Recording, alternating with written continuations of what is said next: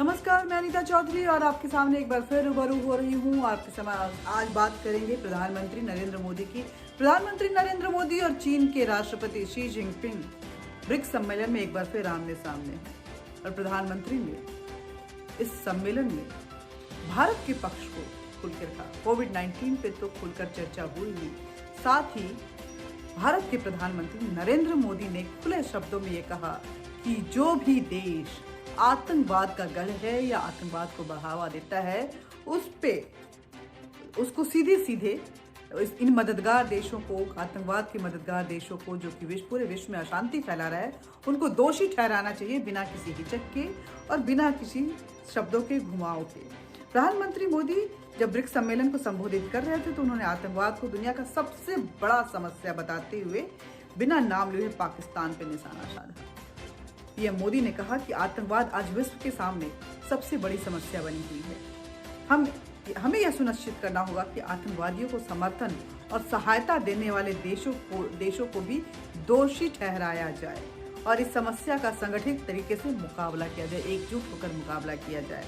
PM Modi ने चीन के राष्ट्रपति शी जिनपिंग सप्ताह में दूसरी बार वर्चुअल मंच, ये दूसरा मौका है जब हालांकि हम देखें तो लद्दाख बॉर्डर पे अब भारत और चीन के बीच में स्टैंड ऑफ की पोजीशन बनी हुई है, तनाव का माहौल है, लेकिन ये दूसरा मौका है जब भारत के प्रधानमंत्री और चीन के राष्ट्रपति दोनों वर्चुअल प्लेटफॉर्म पे एक दूसरे के सामने हैं और भारत अपने पक्ष को इस तरह से खुलकर रख रहा है।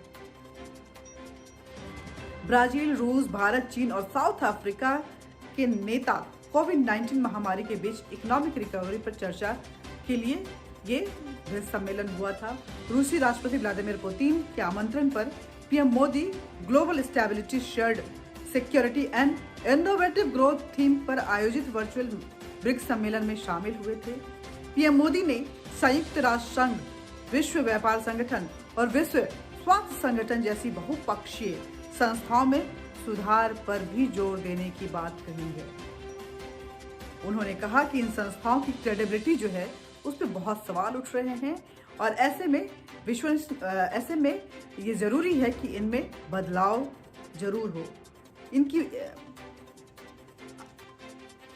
प्रधानमंत्री ने आगे बोला कि अभी भी 75 साल पुरानी सोच पर ये संस्थाएं काम कर रही हैं। वक्त बदल चुका है, माहौल बदल चुका है, जनरेशन बदल चुका है, लेकिन ये संस्था जो है उन्हीं 75 year old rules and regulation के साथ, उसी माइंडसेट के साथ काम कर रही है जो आज के दौर के लिए मैच नहीं खा रहा है। और ऐसे में ब्रिक्स को उसमें बदलाव की जरूरत की बात को उठाने में सहयोग करना चाहिए और बदलाव की तरफ अपने कदम जो है वो सुनिश्चित करने चाहिए, क्योंकि ये संस्थाएं विश्व के सारे देशों को जोड़ती हैं और उनके लिए दिशा निर्देश तय करती हैं।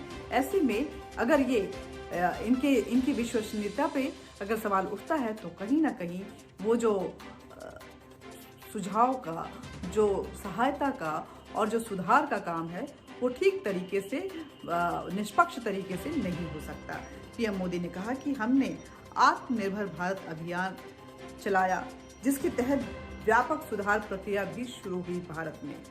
यह कैंपेन इस विश्वास पर आधारित है कि आत्मनिर्भर भारत कोविड-19 महामारी के बाद वैश्विक अर्थव्यवस्था के लिए फोर्स मल्टीप्लायर हो सकता है और ग्लोबल वैल्यू चेन्स में मजबूती प्रदान कर सकता है। इसका उदाहरण हमने कोविड-19 के दौरान भी देखा, जब भारतीय फार्मा इंडस्ट्री की क्षमता के कारण 150 से अधिक देशों को भारत ने मदद पहुंचाई, दवाइयां भेजी, वेंटिलेटर भेजा और पीपीई किट भेजा। हमारी वैक्सीन उत्पादन और डिलीवरी क्षमता भी इसी तरह से मानवता के हित में काम आएगी। हमने अपनी वैक्सीन को अंतिम दौर को लगभग पूरा कर लिया है और जल्द ही ये वैक्सीन फाइजर के साथ मार्केट में आएगा। इन सारी बातों के साथ प्रधानमंत्री ने अपनी बातों को खत्म किया, लेकिन एक बात साफ था कि चाहे कोई भी प्लेटफॉर्म हो, भारत अपनी बातों को पुरजोर तरीके से रखता है। वो चीन को भी ना कहीं इशारा कर रहे थे कि अगर आतंकवाद को कोई देश उसके लिए मददगार साबित होता है, उसको मदद करता है, उसको प्रोटेक्ट करता है, तो उस देश को भी दोषी ठहराना चाहिए और उसके खिलाफ एक्शन लेना चाहिए। आपको बता दें कि अभी अरब महासागर में मलाबार एक्सरसाइज जो है वो चल रहा है, जिसमें जापान, अमेरिका, भारत और ऑस्ट्रेलिया जो है वो भाग ले रहे हैं। चीन कहीं ना कहीं इसे खतरा मान रहा है। चीन के खिलाफ आज अगर देखें तो अमेरिका से लेके, यूरोप से लेके विश्व के लगभग सारे देश हैं। कोविड-19 जो है वो चाइनीज वायरस माना जा रहा है और चीन को लेकर ऐसे में हर देश जो है वो उसके ऊपर दोषारोपण कर रहा है। चीन अपनी हरकतों से बाज नहीं आ रहा है। चीन, चाहे वो भारत हो, चाहे वो वियतनाम हो, चाहे जापान हो, चाहे बाकी ताइवान और अन्य देश हो, तिब्बत हो, इन सब के साथ वो फ्रंट पे भिड़ा हुआ है, उनको लड़ रहा है। सिर्फ एक ऐसा देश जिसको पाकिस्तान बोलते हैं, जो आतंकवाद का गढ़ माना जाता है, जिसको बार बार ग्रे लिस्ट में रखा जाता है और बार बार पूरे विश्व से चेतावनी मिलती है कि पाकिस्तान अपनी जमीन से आतंकवाद का खात्मा करे, एपिसेंटर बन जा रहा है, उस पर रोकथाम करे।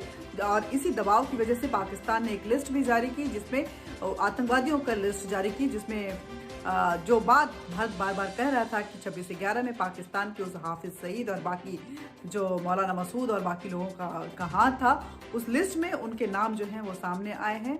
तो लेकिन वो बचाव की बात है, क्योंकि ब्लैक लिस्ट में एफटी में होने वाला था पाकिस्तान, इसलिए अपने आप को बचाए रखने के लिए किसी भी तरह ग्रे लिस्ट में वो बना रहे और कुछ पैसे जो हैं वो विश्व से मदद के तौर पे आते रहें, इसको लेकर के ये नाम जाहिर किए गए हैं।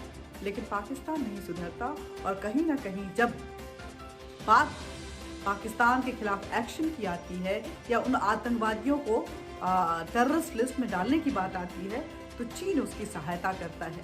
चीन आज पाकिस्तान के साथ मिलकर अलग थलग पड़ा हुआ है। लेकिन देखना ये होगा कि भारत की जो एक बोल्ड स्ट्रैटेजी है टुवर्ड्स द बॉर्डर, चाहे वो पाकिस्तान हो चाहे वो चीन हो, वो जो स्ट्रैटेजी है वो कितना कामयाब रहता है और चीन जो षड्यंत्र रच रहा है, जो साजिशें रच रहा है, उसको किस तरह से भारत मात देता है।